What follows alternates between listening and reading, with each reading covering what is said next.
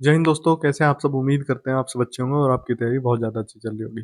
जो भाई चैनल पर नए हैं तो चैनल को सब्सक्राइब कर लीजिएगा, वीडियो को लाइक और अपने दोस्तों के साथ शेयर जरूर कीजिएगा। दोस्तों आज की वीडियो रहने वाली है स्पेशली मैथ्स के बारे में, क्योंकि मैथ्स के बहुत ज़्यादा कमेंट्स आते हैं कि भाई मेरा मैथ्स में स्कोर नहीं बढ़ पा रहा, 6 या 7 मार्क्स से आ रहे हैं, या फिर कभी कभी ऐसे होता है कि हल्के हल्के क्वेश्चंस भी नहीं हो पाते हैं आप पर। तो उस सभी चीज़ों के बारे में बात करेंगे कि मैथ्स को आप मतलब बेहतरीन कैसे बना सकते हैं। ये नहीं कि आप 15 क्वेश्चन का ही टारगेट लेकर चलें।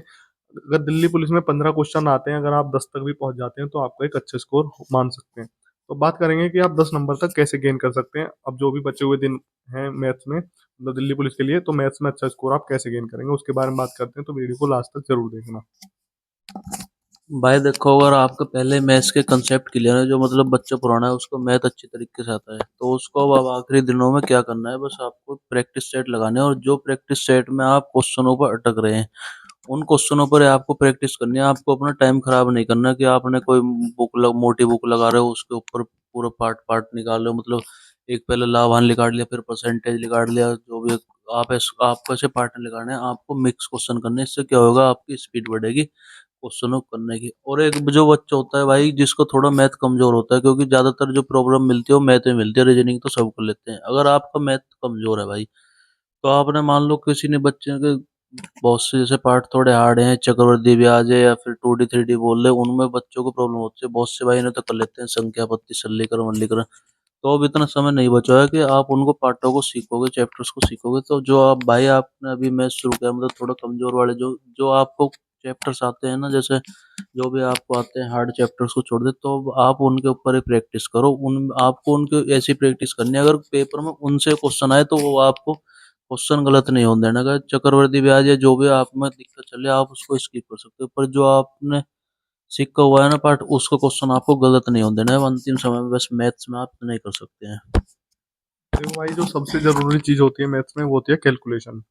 सबसे मतलब अगर आप हल्का क्वेश्चन भी आता है, वो अगर आपसे गलत हो रहा है तो कहीं ना कहीं उसमें कैलकुलेशन की दिक्कत है, या फिर आप कॉन्सेप्ट, क्योंकि एक एक चैप्टर में तीन तीन चार चार से भी ज़्यादा कॉन्सेप्ट होते हैं, क्वेश्चंस अलग अलग तरह के होते हैं।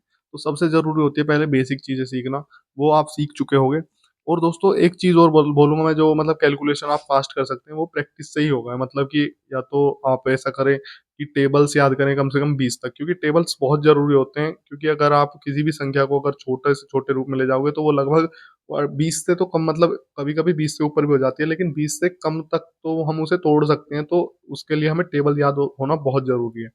और फिर स्क्वायर्स और क्यूब, ये भी बहुत ज़रूरी है। अगर आप 20 तक या 30 तक कर सकते हो तो कभी कभी जैसे कि ट्रिग्नोमेट वो सॉरी पाइथागोरस वगैरह की बन जाती है, तो वो भी आसानी से सॉल्व कर सकते हो। और जरूरी नहीं कि पाइथागोरस में, और भी काफ़ी चीज़ें होती हैं जिसमें आप ट्रिपलेट से क्वेश्चंस कर सकते हो। अब जरूरी चीज़ है कि मैं देखता हूँ काफ़ी बार जो बच्चे होते हैं कि वो राकेश यादव की मोटी वाली किताब, जो राकेश यादव सर की है, उस मोटी वाली किताब को लेकर बैठ जाते हैं। या फिर और भी, मतलब वो उनके लिए है जो आप एडवांस लेवल की तैयारी कर रहे हो, या फिर आप मतलब सीजीएल वगैरह की तैयारी कर रहे हो, अगर आपको ज़्यादा ही डीपली मैथ पढ़ना है।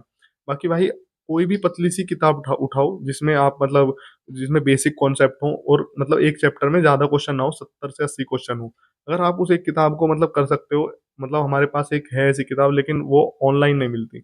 हमारे यहाँ रामबाण अकेडमी है, तो वहाँ पर उनकी सर की किताब है, और जितेंद्र सर की। तो मतलब ऐसी किताब है, उसमें अगर आप एक चैप्टर करोगे तो उसमें 70 क्वेश्चंस अलग अलग उसके हैं, मतलब कि जो भी कॉन्सेप्ट है उन 70 क्वेश्चंस में आपका रिवीजन हो सकता है।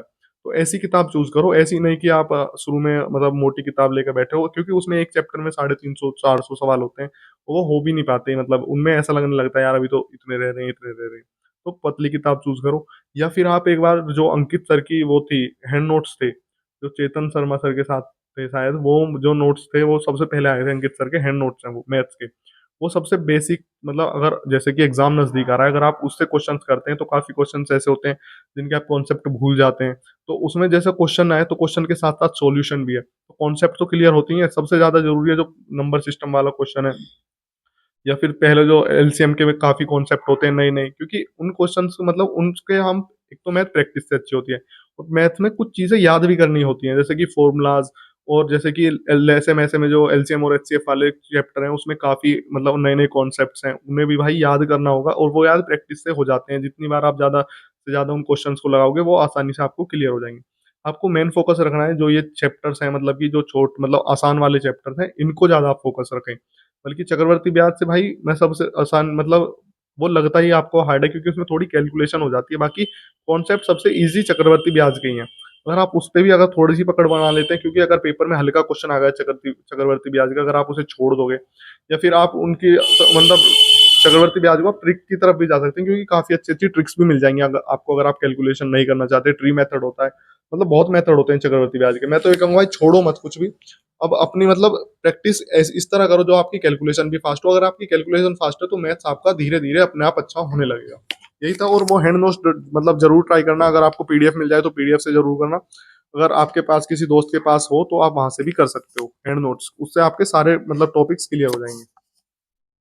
और भाई बहुत से भाई होते हैं जिनके मैथ्स अच्छे हो जाते हैं कि मैं प्रीवियस ईयर लगाऊं, तो भाई प्रीवियस ईयर की एक ये किरण पब्लिकेशन की बुक है भाई। इसमें 2008 से लेकर 2022 तक दिल्ली पुलिस के जितने पेपर हुए हैं, ड्राइवर के, एडब्ल्यूटीपी या एससीएम या दिल्ली पुलिस 2017 या जो भी अब तक 2008 से भर्ती आई है, इसमें भाई प्रीवियस ईयर के सारे क्वेश्चन है शिफ्ट वाइज, तो आप इस बुक को लगा सकते हैं। वो भाई एक और बात है, जैसे आप बहुत से बच्चे सोचते हैं जिनको थोड़ा सा मैथ वीक है कि मैं एक सब्जेक्ट को स्किप करके, मैंने भाई लाइब्रेरी में देखा है बहुत से बच्चे सोचते हैं मैथ ना तो चल मैं तो छोड़ दूंगा और सब्जेक्ट में नंबर गेन कर लूंगा। तो भाई आपकी गलत फहमी है, आप मैथ को एक सब्जेक्ट को ड्रॉप करके कभी भी नंबर नहीं आ सकते आज की डेट में कंपटीशन में। तो भाई आपको मैथ कम से कम बेसिक तो अपना तैयार करना ही होगा। बेसिक क्वेश्चन भी करके जाओगे भाई, ज्यादा से ज्यादा आप 50-60% मैथ कर सकते हो। भाई और मैथ्स में अगर आप 10 क्वेश्चन तक पहुंच रहे हो तो बहुत है। फिर उसके लिए आपको जीएस भी अपनी अच्छी करनी होगी, क्योंकि जीएस में सभी की अच्छी नहीं होती है। अगर आप उसे अच्छा कर लेते हो ठीक है। और ये जो बुक है दोस्तों ये प्रैक्टिस के लिए है। ये कोई ये नहीं है कि आप इससे नए कॉन्सेप्ट सीखोगे। बस आपने जो पढ़ा हुआ है आप देख सकते हो कि कैसे कैसे क्वेश्चंस दिल्ली पुलिस पूछती है। तो वही चीजें हैं एसएससी के, मतलब जो भी दिल्ली पुलिस कराती है एडब्ल्यूओ एचसीएम वगैरह उनके लिए है। बाकी अपनी कैलकुलेशन तेज करो और जो आपके चैप्टर्स हैं मतलब पहले इजी वाले चैप्टर्स को देखो, और जो ज्यादा ही एडवांस मतलब क्वेश्चन आ रहे हैं उनमें अटक रहे हो आप, तो उन्हें मतलब उनकी वजह से टेंशन मत लो। पहले आप अगर हल्के वाले क्वेश्चन है उन पर ज्यादा ध्यान दो, फिर बाद में आप प्रैक्टिस भी करना। अब पहले वो चीजें करो, एक तो हैंड नोट्स अगर आप कर सकते हो, या फिर जो अंकित भाटी सर वाली जो मैराथन है, जो 12 घंटे की मैराथन है शायद, एक बार उसे भी आप लगा सकते हो। वो भी वहां से भी आपकी अच्छी प्रैक्टिस हो जाएगी। बाकी कैलकुलेशन फास्ट करो, मैथ्स आपका अपने आप मतलब थोड़ा बहुत अच्छा होने लगेगा। Thank you. अगर वीडियो अच्छी लगी हो तो वीडियो को लाइक जरूर कीजिएगा और अपने दोस्तों के साथ शेयर जरूर कीजिएगा।